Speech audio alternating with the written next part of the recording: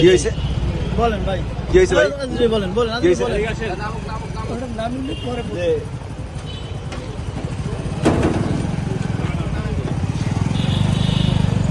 কি হয়েছে ভাইয়া ভাইয়া কি হয়েছে হ্যাঁ এসিলেন্ট স্যারের স্বাক্ষর জাল করার একটা অভিযোগ করতে।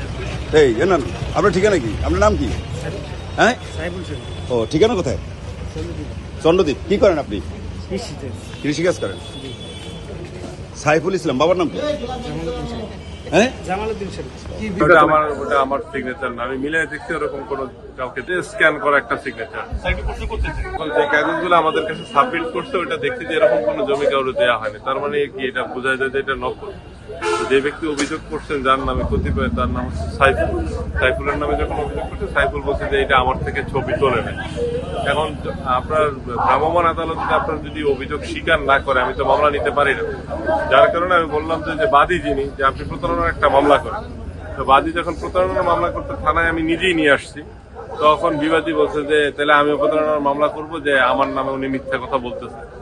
তো যাই হোক এইটা নিয়ে তারপর ওখানে থানার ভিতরে ওনারা পলিটিশিয়ান ছিল যারা, তারা মিলে বলছে যে আমরা তাহলে বিষয়টা দেখতেছি, দেখে যেটা সঠিক এবং যদি কেউ এটা করে থাকে তার ধরে নিয়ে এসে মানে ভূমি অফিসে আমার সাথে যোগাযোগ করবে।